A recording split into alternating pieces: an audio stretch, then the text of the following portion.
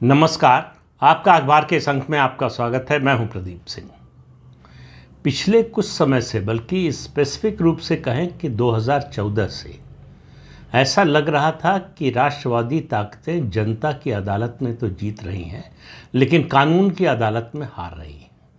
ये धारणा बन रही थी। मैं इसके बारे में कोई तथ्यात्मक बात नहीं कहने जा रहा हूँ। इस धारणा के पीछे तथ्य कितना है, सत्य कितना है, नहीं है, वो बहस का विषय हो सकता है। लेकिन आम धारणा ये बन रही थी कि हमारे देश की अदालतें, ख़ास तौर से सर्वोच्च अदालतें, उनमें जो है दोनों कॉन्स्टिट्यूशनल कोर्ट आते हैं, हाई कोर्ट और सुप्रीम कोर्ट, वो राष्ट्रवादी ताकतों के या राष्ट्रवादी शक्तियों के उन्नयन के खिलाफ है। और जो भी भारत की संस्कृति को बचाने की बात करेगा, उस दिशा में काम करने की बात करेगा, उसको अदालत के रोड़े का सामना करना पड़ेगा। ये बड़ी विचित्र स्थिति थी। इससे बार बार लग रहा था कि न्यायपालिका, विधायिका और कार्यपालिका के बीच, एक तरफ विधायिका और कार्यपालिका और दूसरी तरफ न्यायपालिका, और ये टकराव जो है किसी भी देश में जनतंत्र के लिए तो अच्छा नहीं होता, उस देश के लिए भी अच्छा नहीं होता, देश के विकास के लिए, देश की उन्नति के लिए अच्छा नहीं होता, समाज में समरसता स्थापित करने के लिए अच्छा नहीं होता। अगर समाज का बहुसंख्यक वर्ग लगातार ये महसूस करे कि उसके साथ अन्याय हो रहा है, जो अन्याय उसने गुलामी के दौरान 1000 साल सहा, वो आज़ादी के बाद भी वो सह रहा है। ये स्थिति जब आती है तो परिवर्तन होता है। याद कीजिए शाहबानो का केस, बड़ा परिवर्तन उससे हुआ। उसके बाद याद कीजिए अयोध्या का मामला। भारत की राजनीति में सबसे बड़ा परिवर्तन मेरा मानना है आज़ादी के बाद, अयोध्या आंदोलन के बाद हुआ। तो जब इस तरह का टकराव, जब इस तरह की स्थिति आती है, वैसे बदलाव जो है 1977 का भी, उसे भी याद रखा जाना चाहिए, जब संविधान का गला घोटने की कोशिश हुई, जब अदालत से हारने के बाद अदालत का दमन करने की कोशिश हुई, वो भी दौर देखा है हमने। लेकिन फिर लौट कर आते हैं 2014 और उसके बाद की स्थिति पर। NJAC एक्ट से ये मामला शुरू हुआ, मेरा मानना है। नेशनल जुडिशियल अपॉइंटमेंट्स कमीशन, ये संसद के दोनों सदनों से सर्वसम्मति से पास हुआ। ये रेयर होता है ऐसा कि कोई भी कानून सरकार बनाए, कोई भी विधेयक सरकार लेकर आए संसद में और वो सर्वसम्मति से पास हो जाए। उस कानून को सुप्रीम कोर्ट ने रद्द कर दिया, मानने से मना कर दिया। ये एक तरह से दरवाज़ा खोलता था न्यायपालिका बनाम विधायिका और कार्यपालिका के बीच लड़ाई का। खुला संघर्ष हो सकता था, लेकिन प्रधानमंत्री नरेंद्र मोदी ने जहर का घूंट पिया और धैर्य रखा, चुप हो गए। वो चाहते तो बहुमत था उनके पास, और राजनीतिक कैपिटल, राजनीतिक पूंजी इतनी ज़्यादा थी कि वो इस विधेयक को फिर से पास करवा सकते थे और सुप्रीम कोर्ट के फैसले को पलट सकते थे। लेकिन उन्होंने ऐसा नहीं किया। उन्होंने समय का इंतज़ार किया। हालांकि उस मामले पर अभी कुछ नहीं हुआ है, लेकिन उसके बाद के घटनाक्रम को अगर आप देखिए तो आपको बदलाव की एक उम्मीद की किरण दिखाई देगी। मैं ये नहीं कह रहा हूँ कि सब कुछ बदल गया है और जो हो रहा था उसका उल्टा होने लगेगा, राष्ट्रवादी शक्तियों का बोलबाला हो जाएगा और जो राष्ट्र विरोधी शक्तियाँ हैं वो बिल्कुल हार कर घर बैठ जाएगी। ऐसा कुछ नहीं होने वाला। दोनों तरफ से कोशिशें तेज होंगी। बदलाव, जो मेरा मानना है, जिस शुरुआत में मानता हूँ, वो है राम जन्मभूमि के मामले से। एक समय था जब सुप्रीम कोर्ट के चीफ जस्टिस को डराया जाता था कि इस पर सुनवाई मत कीजिए, अगर सुनवाई करेंगे तो आपके खिलाफ इम्पीचमेंट मोशन लाएंगे। जस्टिस दीपक मिश्रा को याद कीजिए। हालांकि सरकार ने ऐसा होने नहीं दिया, इसके बावजूद उन्होंने केस की सुनवाई नहीं की, टाल दिया उसको। परिवर्तन शुरू हुआ जस्टिस रंजन गोगोई के चीफ जस्टिस ऑफ इंडिया बनने के बाद। एक कॉन्स्टिट्यूशन बेंच बनी 5 जजेस की, और उन्होंने तय किया कि हम रोज़मर्रा सुनवाई करेंगे और इसका फैसला करेंगे। वो रिटायर होने वाले थे, उनका अपने रिटायरमेंट से पहले इसका फैसला करेंगे। राम जन्मभूमि का मामला आप याद कीजिए 1949 से चल रहा था। कोई अदालत इस पर फैसला करने को तैयार नहीं थी। हालांकि 2010 में इलाहाबाद हाई कोर्ट ने ज़रूर इस पर फैसला सुनाया था अपना, लेकिन वो फैसला ऐसा था जो किसी तरफ नहीं था। निर्णायक फैसला 2019 में आया। Chief justice of India Ranjan Gogoi के नेतृत्व वाली पीठ ने 5 जजेस की सर्वसम्मति से फैसला सुनाया और वो फैसला राम जन्मभूमि के पक्ष में आया। कि अयोध्या में ही राम जन्म स्थान है, वहीं पर राम जन्मभूमि पर ही भव्य राम मंदिर बनना चाहिए। जितने हिंदू विरोधी थे, सनातन विरोधी थे, भारतीय संस्कृति के विरोधी थे, हिंदुत्व के विरोधी थे, उन सब ने इस फैसले की आलोचना की और इस फैसले को ये बताने ठहराने की कोशिश हुई कि ये कानून के आधार पर नहीं हुआ है। जबकि अगर आप 1042 पेज के उस फैसले को पढ़ें तो आपको साफ दिखेगा कि किन तथ्यों, किन प्रमाणों, किन साक्ष्यों के आधार पर वो फैसला दिया गया। तो वहाँ जो है ये भारत विरोधी, भारत की संस्कृति के विरोधी तत्वों की नहीं चली। उनकी मेरी नज़र में प्रधानमंत्री नरेंद्र मोदी के कार्यकाल में पहली मात ऐसे तत्वों की अयोध्या के मामले में हुई, वहाँ से शुरुआत हुई। दूसरा मुद्दा मैं जो निर्णायक मोड़ मानता हूँ वो जम्मू कश्मीर में अनुच्छेद 370 और 35A का है। इस पर देशी विदेशी ताकतें भी लग गई थी कि किसी तरह से सरकार का ये फैसला पलट दिया जाए। सरकार के इस फैसले को पलटने का मतलब था भारत के एक और विभाजन की नींव रखना, भारत में आतंकवाद को स्थायी रूप से स्थापित करना, भारत में पाकिस्तान के दखल को स्थायी रूप से स्वीकार कर लेना, अलगाववाद को बढ़ावा देना। लेकिन उस एक फैसले ने ये सब बदल दिया। तो इतिहास को बदलने वाला फैसला था पहले राम जन्मभूमि, फिर अनुच्छेद 370-35A पर। हालांकि ऐसा नहीं कि उसके बाद जितने फैसले हुए सब सरकार के पक्ष में हुए या राष्ट्रवादी ताकतों और हिंदुत्ववादी ताकतों के पक्ष में हुए। इन ताकतों की विरोधी ताकतें जो हैं वो बड़ी ताकतवर हैं, उनको विदेशी फंडिंग भी होती है, विदेशों से सहयोग भी मिलता है, इंटेलेक्चुअल फायर कवर भी मिलता है। दुनिया भर के खासतौर से पश्चिमी देशों के जो शैक्षणिक संस्थान हैं वहाँ से मदद मिलती है, वहाँ से समर्थन मिलता है और इनका इकोसिस्टम इतना बड़ा और इतना प्रभावी है कि उसको देश के अंदर या देश के बाहर उसको तोड़ना, उससे मुकाबला करना बहुत ही कठिन, बहुत ही दुरूह काम है। लेकिन प्रधानमंत्री नरेंद्र मोदी ने हार नहीं मानी। उनके समर्थक भी निराश होने लगे, उनके खिलाफ बोलने लगे, आलोचना करने लगे कि ये कुछ नहीं कर रहे, कुछ नहीं कर सकते, ये करना नहीं चाहते। लेकिन जो उस पद पर बैठा होता है उसको मालूम होता है कि क्या करने में किस तरह की बाधाएं आएंगी। उसके सामने लक्ष्य ये नहीं होता लड़के हार जाना, उसके सामने लक्ष्य होता है लड़कर जीतना। तो इसलिए वो वही लड़ाई लड़ता है जो वो जीत सके। ये फर्क है नरेंद्र मोदी में और दूसरे लोगों में।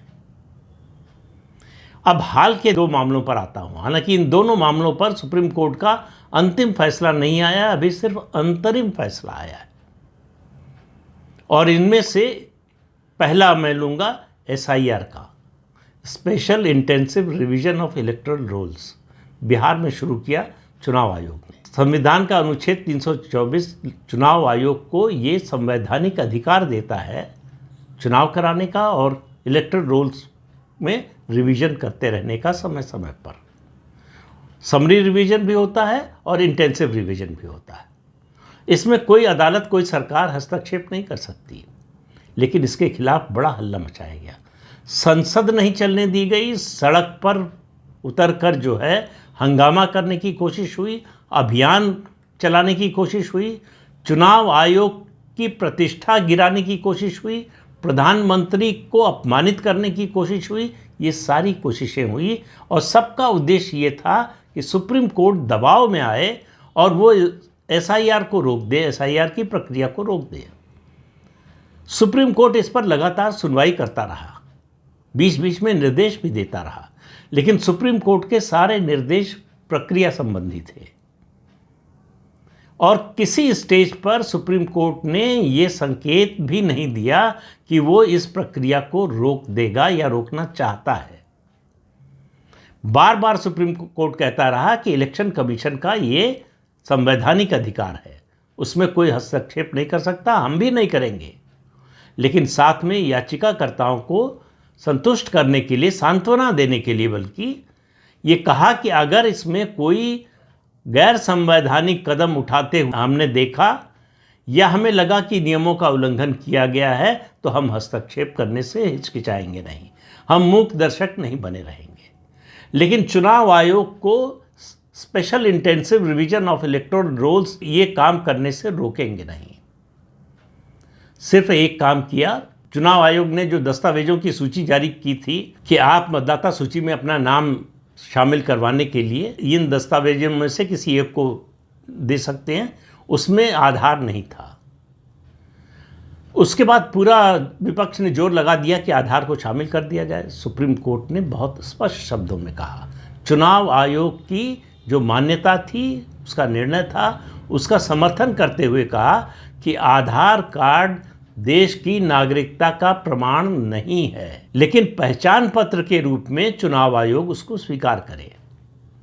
तो चुनाव आयोग के विरोधियों को लगा कि उन्होंने बहुत बड़ी जंग जीत ली है, अब बस अगला कदम है कि एसआईआर रुक जाएगा। ऐसा कुछ नहीं हुआ। 30 सितंबर को बिहार की फाइनल मतदाता सूची जारी हो जाएगी। जिन 65 लाख लोगों के नाम कटे हैं मतदाता सूची से, उनमें से 65 का भी ऐतराज़ आपत्ति नहीं आई है। जो 1 लाख से ज़्यादा राजनीतिक दलों के बीएलए हैं, उन्होंने भी आपत्ति दर्ज नहीं कराई है किसी बड़े पैमाने पर। 2, 4, 10, 5, 15, 20 की बात छोड़ दीजिए। और चुनाव आयोग ने हर कदम पर पारदर्शिता से काम किया है। राहुल गांधी के अनाप शनाप अनर्गल आरोपों का जवाब दिया है हर बार उन्होंने जो आरोप लगाया वो झूठा साबित हुआ, लेकिन राहुल गांधी उस पर अब भी अड़े हुए हैं।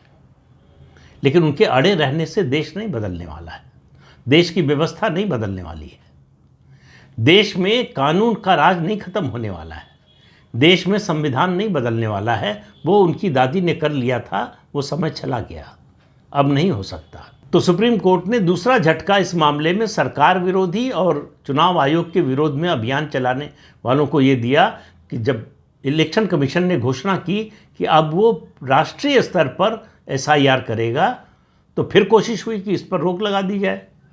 लेकिन सुप्रीम कोर्ट ने कहा हम बिल्कुल रोक नहीं लगाएंगे। फिर बात अपनी दोहराई कि कुछ गड़बड़ी मिली तो ज़रूर हम उस पर हस्तक्षेप करेंगे। तो चुनाव आयोग अब अगले महीने से राष्ट्रीय स्तर पर एसआईआर कराने की तैयारी कर रहा है। और आप मानकर चलिए कि पश्चिम बंगाल, केरल और तमिलनाडु के विधानसभा चुनाव से पहले पहले पूरे देश के स्तर पर, राष्ट्रीय स्तर पर एसआईआर हो जाएगी। और प्रधानमंत्री ने असम की सभा में जो कुछ कहा, जिस तरह से गर्जना करते हुए कहा, एक एक घुसपैठियों को निकालेंगे, आप सरकार की मंशा समझिए। आमतौर पर प्रधानमंत्री नरेंद्र मोदी ऐसी भाषा नहीं बोलते हैं, लेकिन ये जो घुसपैठियों का मामला है, ये भारत तक सीमित नहीं रह गया है, ये अंतर्राष्ट्रीय स्तर पर मुद्दा बन गया है। इंग्लैंड में जिस तरह के प्रदर्शन हुए हैं, लाखों लोग जिस तरह से इकट्ठा हो गए कि हमें हमारा देश वापस चाहिए। एलन मस्क का इसमें जो बयान आया है बहुत ध्यान देने वाला है। उन्होंने कहा या तो लड़ने के लिए तैयार रहो या मरने के लिए तैयार रहो। भारत में भी वही स्थिति है, या तो लड़ने के लिए और इन घुसपैठियों को निकालने के लिए तैयार रहो, या देश के एक और विभाजन के लिए तैयार रहो। प्रधानमंत्री ने तय किया है कि वो और उनकी सरकार देश का एक और विभाजन नहीं होने देंगे, घुसपैठियों को नहीं रहने देंगे, उनको बाहर निकाला जाएगा। दूसरा मुद्दा, वक्फ संशोधन विधेयक, ये अप्रैल में, इसी साल अप्रैल में संसद के दोनों सदनों से पास हुआ, बहुमत से पास हुआ, जाहिर है। इसको लेकर संसद का पूरा सत्र, जो पिछला सत्र था मानसून सत्र, उसको ठप कर दिया गया। इसको लेकर सड़क पर उतर गया विपक्ष। फिर कोशिश हुई सुप्रीम कोर्ट पर दबाव डालने की। सुप्रीम कोर्ट में सुनवाई चल रही थी। सुप्रीम कोर्ट ने समय समय पर सुनवाई की, दोनों पक्षों को सुना और सोमवार को अंतरिम फैसला दिया। अंतिम फैसला नहीं है ये। जो अंतरिम फैसला आया है वो बताता है कि सुप्रीम कोर्ट इस देश में सुधारों के पक्ष में है, जो व्यवस्थागत, जो सामाजिक, जो कानूनी सुधार, जिनसे देश की सुरक्षा हो, समाज की सुरक्षा हो, उसके साथ खड़े होने को तैयार है। याचिकाकर्ताओं की मांग थी कि इस पूरे संशोधन कानून को रद्द कर दे सुप्रीम कोर्ट। सुप्रीम कोर्ट ने साफ मना कर दिया, बिल्कुल रद्द नहीं किया। जो उनके प्रमुख मुद्दे थे उनको भी रद्द करने से मना कर दिया। और सबसे प्रमुख मुद्दा था, अगर आपको याद हो, ये वक्फ संशोधन विधेयक की बहस के दौरान चाहे संसद में चाहे सड़क पर जो बातें हो रही थी, सबसे बड़ा मुद्दा जो विरोधी उठा रहे थे कि ये जो वक्फ बाय यूज़र है ये किसी भी हालत में ख़त्म नहीं होना चाहिए, इसको असंवैधानिक घोषित किया जाना चाहिए। सुप्रीम कोर्ट ने कहा इसमें कुछ असंवैधानिकता नहीं है। उन्होंने कहा कि वक्फ बाय यूज़र को ख़त्म करके सरकार ने कोई असंवैधानिक काम नहीं किया है। केवल जो मामला अभी फंसा हुआ है, या कहें अभी जिसका निपटारा नहीं हुआ है, वो है कि इस संशोधन विधेयक के आने, यानी इस कानून के बनने से, 2025 के कानून से के पहले से जो वक्फ बाय यूज़र के नाम पर संपत्तियों पर कब्जा किया गया है, उनके मामले का निपटारा कैसे हो। जो राहत दी है सुप्रीम कोर्ट ने वो सिर्फ प्रक्रियागत है कि ये काम डीएम नहीं कर सकता, ये अधिकार नहीं है, सेपरेशन ऑफ पावर। कहा न्यायपालिका का जो अधिकार क्षेत्र है, जो काम है, उसमें कार्यपालिका हस्तक्षेप नहीं कर सकती है। तो क्या नहीं कर सकती? 2-3 चीज़ों पर जो स्थगन आदेश दिया है उनमें से एक है कि 5 साल से, ये कानून में ये प्रावधान किया गया था कि अगर आप 5 साल से प्रैक्टिसिंग मुसलमान हैं तभी वक्फ कर सकते हैं, और 5 साल से प्रैक्टिसिंग मुसलमान हैं या नहीं ये तय करने का अधिकार डीएम को दिया गया था। कोर्ट ने कहा नहीं, ये अदालत तय करेगी, या सरकार इसके लिए नियम बनाए, प्रक्रिया बनाए। दूसरी बात थी वक्फ संपत्तियों के रजिस्ट्रेशन की, कि ये नहीं होना चाहिए। कहाँ से कागज़ लाएंगे? वही बात, कागज़ नहीं दिखाएंगे, हम इतने पुराने कागज़ कहाँ से लाएंगे?